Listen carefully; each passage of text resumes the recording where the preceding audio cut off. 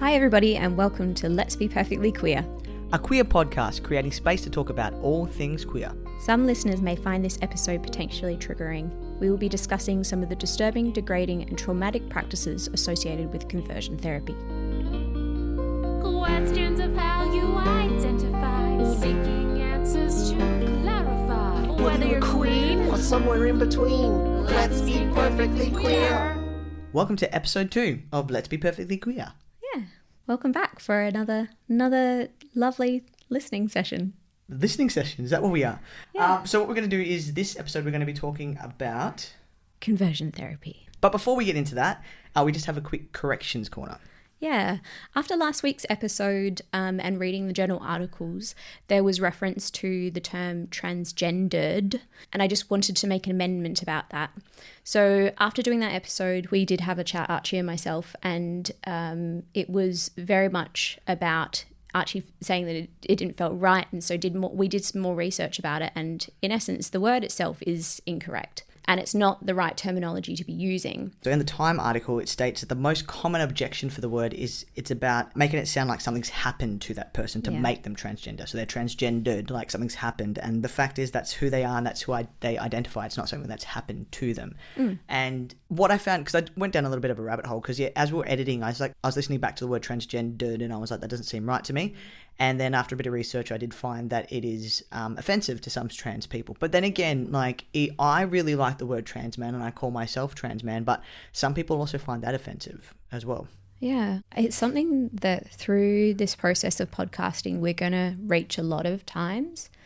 And I think that it will be good. I like the idea of a corrections corner. I like being able to talk about things and for us actually growing together, because even though we're all part of the queer community, we're all part of this family that is queer, we still have so much to learn about each other.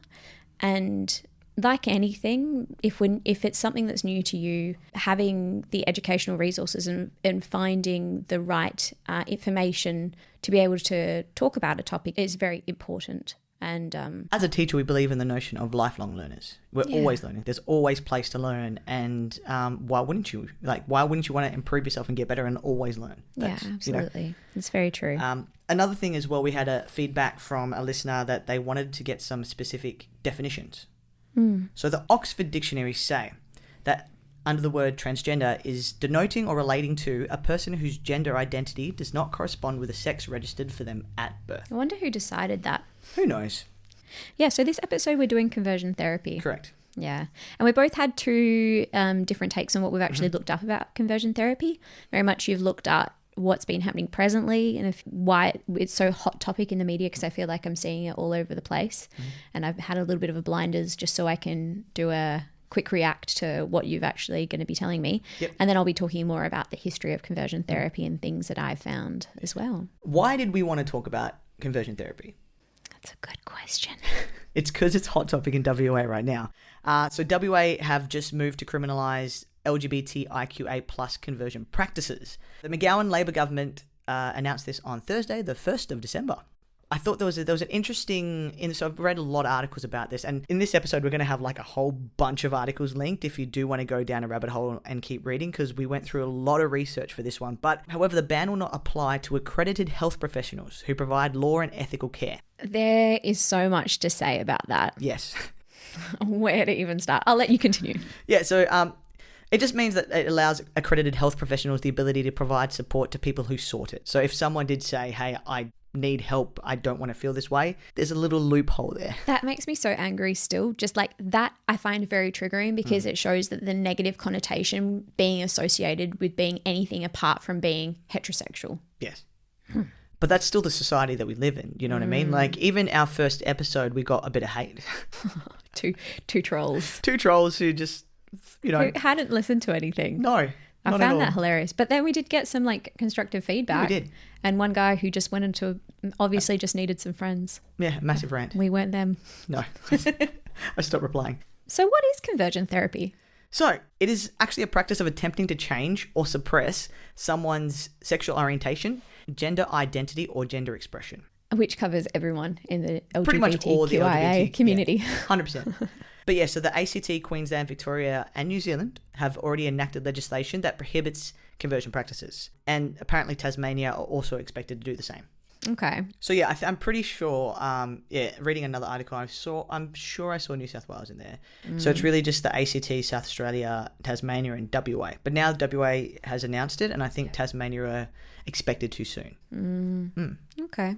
I mean, I was quite surprised to say that like this hadn't been outlawed before. I think it's one of those things you believe it's so archaic and you're like, oh yeah, surely we live in a place that understands that this kind of stuff is probably not the best and should be criminalized. Yeah. And then you find out that actually it is still legal. The first person who claimed that they could turn a gay man straight was a German psychiatrist, Albert von Schrenck-Notzing. And so in 1899, he bragged to his colleagues that he turned a gay man straight with, are you ready? 45 hypnosis sessions and a few trips to a brothel. And that's according to history.com. Few trips to the brothel. Apparently. I bet he, that poor person who was getting the conversion therapy had really nice chats with all of those, like, probably those prostitutes at the time. Yeah. And sex workers at this time. I'm not even sure about the kind of conversion therapies that were happening in WA because there's not a lot of research. I've been trying, for a couple of weeks now to find information about what is conversion therapy in WA, what does it look like, and it mainly seems to be church and religion based. But I couldn't actually find any specific. But the thing is that conversion therapy it's such an umbrella term for so many different practices. Oh yes. Like if you look back in history, there's like, and I'll talk about it soon, but it was more, I would say physical practices against it, whereas it seems that conversion therapy these days is more to do with psychological traumatization and the negative association between you thinking about anything that's homosexual or, as we were talking about before, anything that's like not defined as the norm, which is just heterosexuality and being your assigned gender at birth. Like you were saying, if a health practitioner says that that you can have it and somebody comes to them seeking the advice, they won't be prosecuted under the new law. Yeah. So if someone actually comes to them because they come from a religious background or a background who condemn LGBTQIA plus people, then if this person felt that they needed to go to a therapist, the therapist won't be prosecuted or jailed for doing what the patient wants. Yeah. If that makes sense. I wonder if it still comes under, like if they still do things like electric shock therapy, because they do ECT for patients who have depression, and there is, that could be a whole rabbit hole in itself.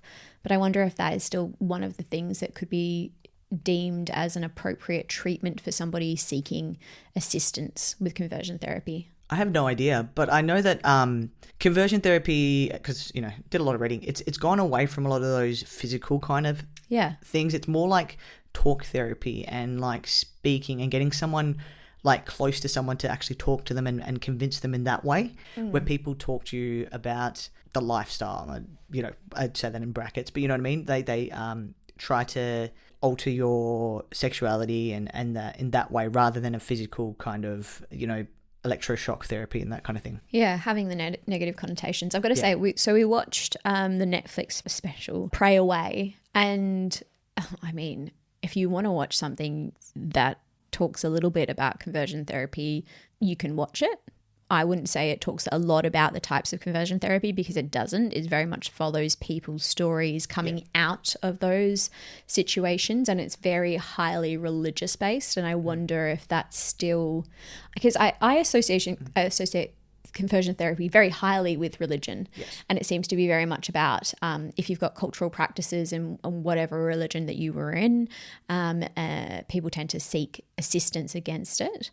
And granted, the one that we watched was very American, and there was and it was very like their side of the story rather than looking at the whole picture, because I thought it was going to be it was rated really good on Rotten Tomatoes by viewers. Bad movie. Yeah, no, it wasn't bad, but it wasn't what I thought it was going to be. No, definitely not. But majority of conversion practices occur in church groups still. There's so much shame associated with that, isn't it?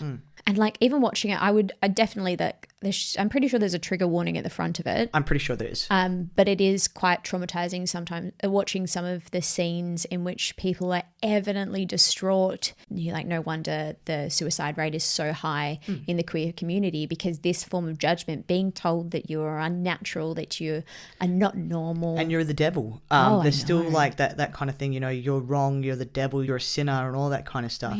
I've grew up with that. I'm pretty sure you did as I well. did too, yeah. Like there's a huge amount of judgment, especially if it comes from family and it comes from people who are meant to be supporting you. Yeah. So, and like, you know, I said last episode, I felt wrong because of the ideas of the church. You know, it's a man, it's a woman, you've been made in God's image and in the perfect way, and to feel that I was wrong, you know, I was like, I'm going to hell. Yeah, you absolutely. know what I mean? And this is where it comes, like, why conversion therapy is what it is. To be honest, when it came to shock therapy, it was against anybody who was like transgender, anybody who was homosexual, anybody who was an alcoholic, anyone who was, there was like one also, which I had a bit of a chuckle about, that was like fragility in women.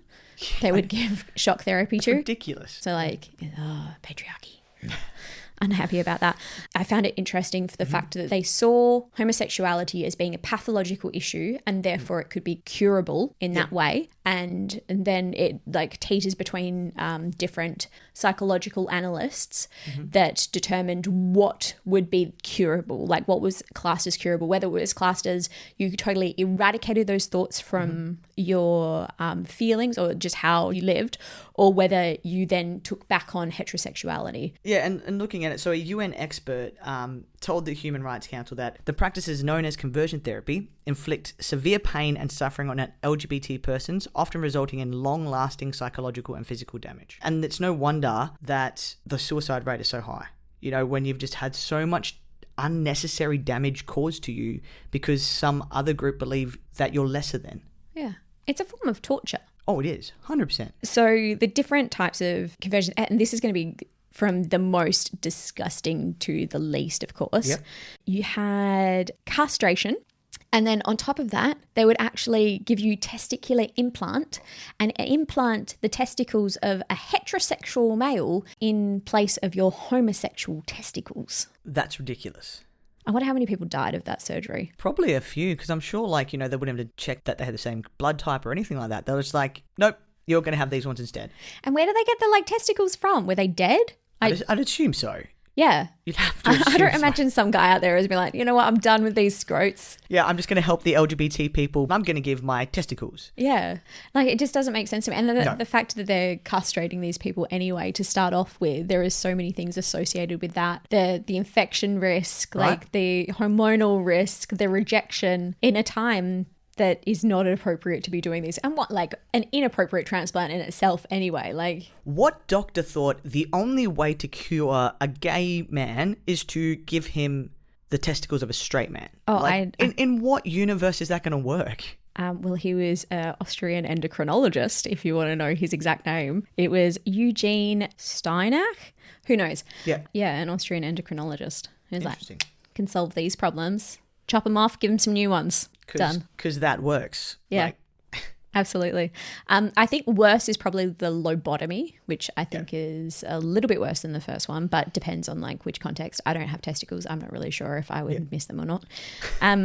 But the lobotomy in itself is a procedure in which you disconnect the frontal lobe from the rest of the brain, and the frontal lobe is meant to be associated with behaviour, your characteristics. They would do this in a couple of ways. So when they first started doing it, they would actually drill into your brain and they would pour ethanol, so alcohol, into it, and it would actually sever all the nerves through your frontal lobe. And of course, like, if Wouldn't that make you into a vegetable? Yeah. A lot of people ended up this way, because if you're pouring ethanol in there, you're just causing death of brain tissue, all in all. Other ways they used to do it, so they would do that one. They would also go through the burr hole as well and then put a surgical instrument in, generally a scalpel or something else that was sharp, and they would actually like cut through the frontal lobe nerve endings as well. And then from there, the lobotomy kind of turned into something that was seen as a little bit, they used to use this for a lot of different forms of mental health procedures. And of course, this was all covered under mental health. Because back in the day, wasn't the lobotomy also used for women who had like hysteria? Yeah, because like you know, to do with periods and hormones and that kind of stuff, or just in general as well. Like, wasn't it used for women? Yeah, it was used for so many different. It was used for depression. It was used for control of substance abuse. It was used for anything mental health. Yep. It was used for hysteria in women. There was a lot of different times that people used. Because I think I also read like you know, postpartum depression. They made women go through it, lobotomies as well. Yeah. I'm not surprised if they would have done that. So from there, they went and did the periorbital lobotomy, in which they would use a very sharp instrument similar to an ice pick, and they would position it at your tear duct and like whack it a couple of times so it would go straight into your frontal lobe. Yes. Wasn't that what we saw on Ratched, the show? Yeah, they did that. Yeah, that one. That's exactly what they used to do. That looks very bad. And so the problem with all of this is you're killing your brain tissue. And so even though you're looking at the part of the brain that's meant to be associated with behaviour and meant to be associated with your characteristics and your personality, you don't know where you're going. No. Like if you're pouring bloody alcohol into someone's brain, if you're like just shoving a scalpel in there, wiggling it around, if you're like shoving an ice pick up there. Yeah, everybody's brain's different as well. Like how do you know which part you're hitting? They didn't. And they didn't care. If you're cutting off people's frontal lobe, and especially like these days when you get dementia of your frontal lobe, it actually inhibits your inhibitions. You end up with a lot of behavioural disturbances. In far cases, you end up like in a vegetative state because you've ended up killing too much of the brain tissue anyway. And a lot of cases, people either ended up dying or they were invalids because they couldn't do anything. Like it was crazy. Ridiculous. You're ruining perfectly fine, normal, healthy brains. But you can't be homosexual. That's ridiculous. Right?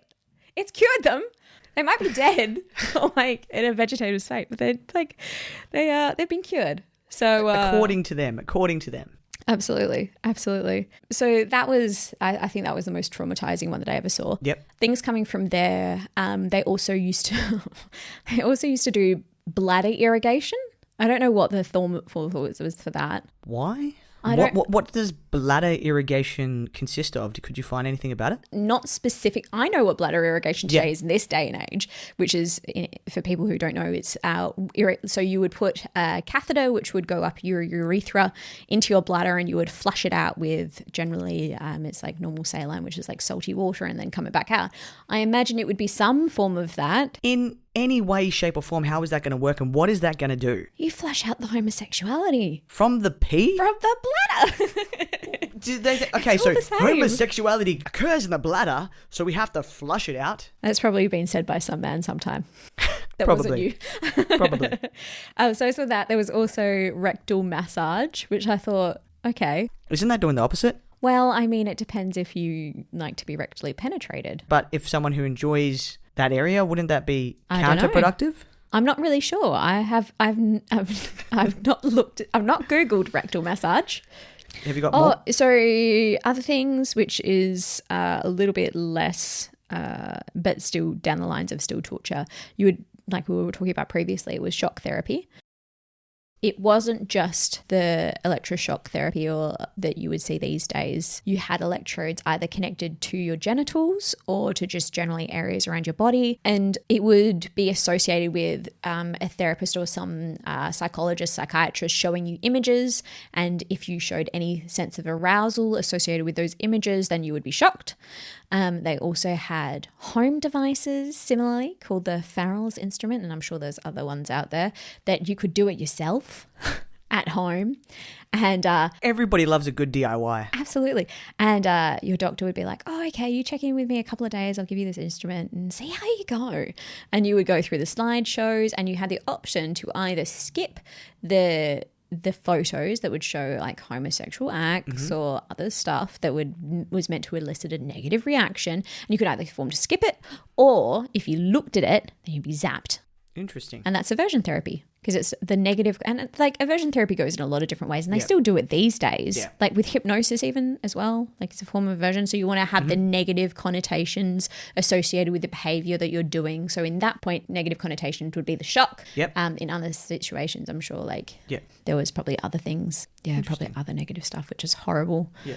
But yeah, so they're the worst ones that I found. I found some pretty worse. Oh, did you? So if you don't want to hear about sexual assault, you might want to skip forward a few We'll put minutes. a timestamp, I'm sure, in the show notes. There's a whole bunch of history. This is specifically stuff that I found in Australia from amnesty.org. So in the 1970s, practices were like counselling, support groups, spiritual interventions, other kind of groups, residential accommodation kind of things, and accountability groups. But in the really bad stuff, you had corrective rape. You were also induced to ingest substances. When you talk about that, do you mean like drugs or like, okay, drugs. sure. And you had no idea what they were. You were just fed different drugs to try to change your brain chemistry. And then just that pain-inducing aversion therapy and also exorcism. Oh yeah, I was just actually thinking about that as well. Exorcisms would be a huge thing. Conversion movement widespread in Australia by the 1970s and was known as the ex-gay movement. It wasn't conversion therapy back then, it was ex-gay movement, specifically mainly with men. And yeah, so the movement operated under the belief that transgender expression and same-sex attraction was unnatural and could be altered through prayer, amongst other practices, because you can pray the gay away. Pray the gay away. And then, so the practices were some of the ones that I talked about. And then in 1985, conversion practices had become nationally and internationally formalized, which is ridiculous. And then in 1990s, the social attitude towards LGBTQIA plus people shifted, and so did the language. So it used to be like freeing LGBTQIA plus people from experiencing unwanted same-sex attraction or gender divergence. Do you know what's so funny? Because it's like unwanted homosexuality. Do you know what? I would 100% want homosexuality more than I would want a lobotomy. Right? Or general conversion of any sort. To be ingested with a whole bunch of drugs that you don't know what's being put into your system. Do you know, that makes me so sad, but because it just shows that there was so many people around them telling these people that they were unnatural, that they were wrong, that they were negative, that they were born as like either demons, because of the exorcisms that was happening. They were filled with Satan. Like, it just doesn't make any sense. Whose idea was it that it was unnatural? When you look at, like we mentioned last episode, every single animal out there has some form of same-sex, attraction. Yeah. So why... Oh, those penguins. Yeah, like those penguins are so cute. So why was it the human race who decided that it was unnatural? Yeah. And it's been around for years. You look at heaps of different history articles, that kind of stuff. LGBTQA plus people have been around forever. Since the dawn of time. Right? Yeah. So where did it go wrong? Where did someone in society say, no, you're unnatural? We'll have definitely a topic talking about religion, and then we can go and look at different religions out there. You've done a lot of research specifically on Catholicism or the Bible and being gay or being trans or being like different. And how it actually, because there is a documentary coming out really soon, which I'm really excited to see about when the word homosexual was actually added to the Bible. Yeah. Which I'm really intrigued about that, because it never used to exist. No, it's all interpretation. 100%. And it's all interpretation from people who were educated at the time. And if you look at the demographic that were educated at the time, it was white men. So I need to find out what that is called, but I'm really intrigued in seeing that. Back on track. Yeah. There is actually no evidence to suggest that conversion therapy works. Well, I'm not surprised, because if you look at the broad spans of what is queer these days, if it worked, it could have just been somebody who didn't identify as being homosexual. Yeah, but it's like, I'm not surprised. The other thing is that in a lot of these senses, somebody who is like, oh, I'm no longer homosexual, I'm no longer queer, they're probably saying that so they didn't get tortured anymore. Yeah, or killed. A report by the Williams Institute at UCLA School of Law finds those who have undergone conversion therapy are almost twice as likely to attempt suicide compared to their peers who haven't. Well, they've already got all these people surrounding them telling them that they're wrong, and therefore they're thinking they're wrong. And then they do conversion therapy and they don't have success associated with it. And then they're like, the only out is me not being alive anymore or existing anymore. Which is ridiculous. It makes me really angry, because I'm like, find your people, find the right people to be around. It is so hard. And I know in this day and age, we are very blessed with the people that we have around us who love and support us. And there's a lot of people who don't have that out there. And you've got to find your family. And at the end of the day, sometimes family is not blood. Family is who you make it and who will be there to support you no matter matter what. This whole thing thinking about, so I'm really, really, really happy that WA have finally decided to criminalise it.